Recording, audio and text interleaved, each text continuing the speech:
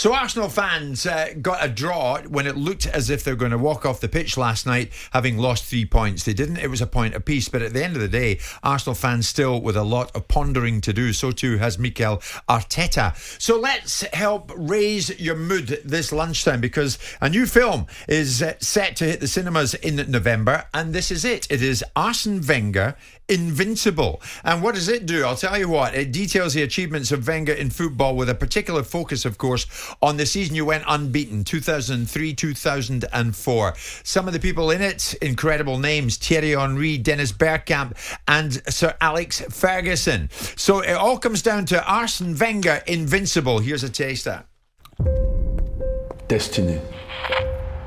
Life is about millimeters, about timing. The event that all Arsenal fans have been looking forward to, the arrival of their new manager. Honestly, when I think about it, they were brave.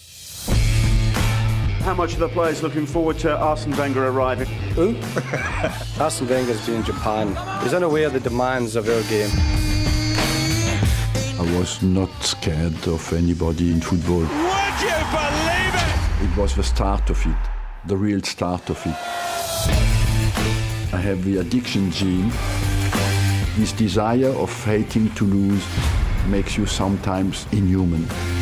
I'm saying to myself, is he looking for more? I loved it. I loved it. I set them a target to win the championship without losing a game. Simply sensational! This football is close to perfection. Vavavoom. What do you know of my life concretely? We don't know anything. My father, he never told me well done. He said, you can do better. It would have been easier if he would have made the decision. You realize that's the end of something, like a funeral.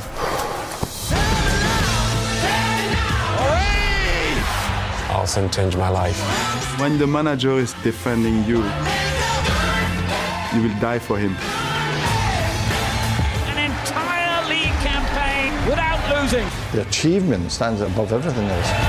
You want to discover something more, what football can give you.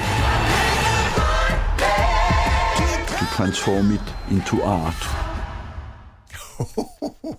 Now, Simon, it goes without saying, it won't just be Arsenal fans who'll be queuing up to see this.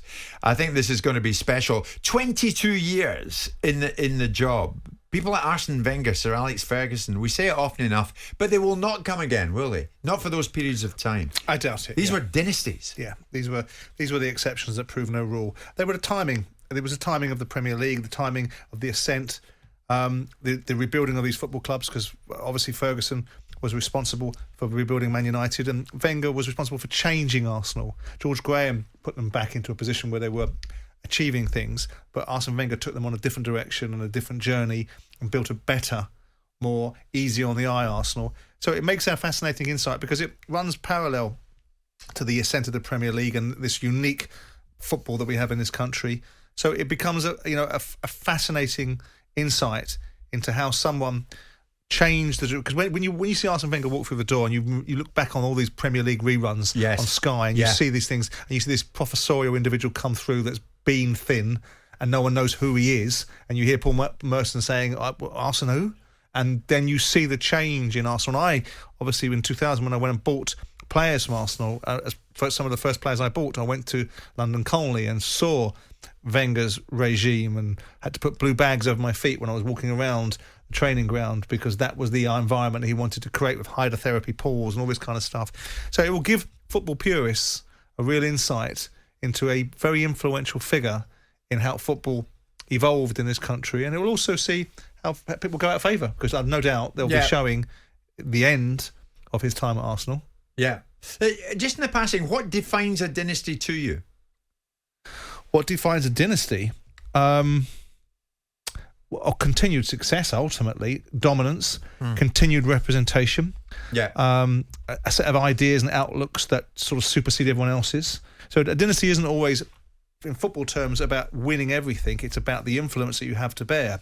Ultimately, it comes down to how successful you are on the pitch. So in football terms, a dynasty comes about who is the most influential, and the dynasty was, at one particular point, cross-fertilisation between Alex Ferguson and Arsene Wenger. Yeah. And probably remained that way until Roman Abramovich came along in 2003 and changed the game. Yeah. Changed the rules, changed everything about the Premier League. I mean, because I'm 100 years old, I can look back and think of the tingle that I had when I interviewed Brian Clough. Yeah. Of the tingle I had when I interviewed Johan Cruyff and people like that, and had when I interviewed Wenger, and had when I interviewed Sir Alex. Yep. But we're running out of them, or are we? Do Klopp and Pep now take up the mantle? I think so, yeah. I mean, Arsene Wenger was the thinking man's football manager, because his ideals and outlooks and his method of communication and the language that he would use, first of all, his first language is French, and to be so compelling and convincing in his second language tells you the intellect of the man.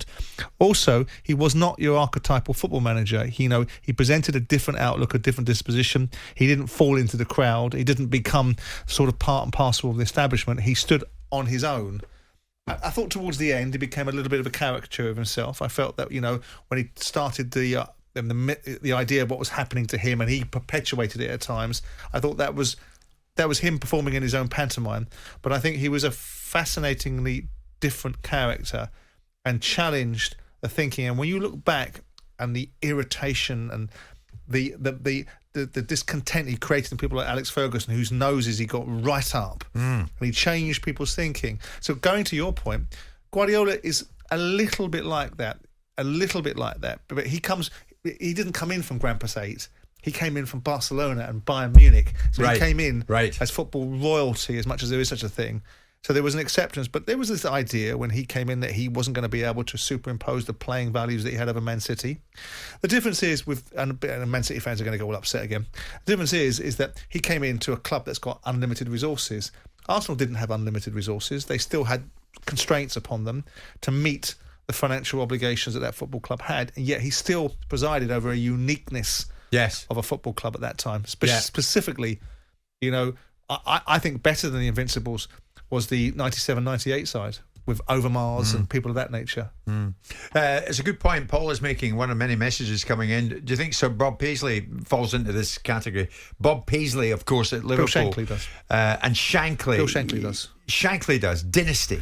Shankly was something unique, wasn't he? Yeah. And the only tragedy for Shankly is he probably ended up regretting going too early, because he went by his own hand, didn't he? They won the 74 Cup final against Newcastle, ironically, and he decided to leave, and I think spent many years regretting that decision. But Shankly, I mean, my God, have you seen the speeches he gave to the public in Liverpool, and he's standing on top of the town hall telling the Liverpool fans, these boys play for you, and I've told them they play for you. And you look at that kind of rebuilding or building of a club, and of course we've seen the passing of Roger Hunt recently to superimpose and to make an understanding of what Shankly was. So I think Shankly, as a character, as a lightning rod, as a personality, as a unique phenomenon in football, Shankly, absolutely. Bob Paisley will always, despite achieving more than Bill Shankly, will always perhaps be in the very long shadow of Bill Shankly. Yes, yeah. I look forward to this. That was just a trailer from it. Arsene Wenger. It is Arsene Wenger Invincible. It's going to hit the cinemas next month in November and details the achievements of his time in football, with this particular focus on the unbeaten season. Jim White and Simon Jordan. Monday to Thursday morning, 10 till 1. On AM, on DAB, via the talkSPORT app and on your smart speaker. talkSPORT.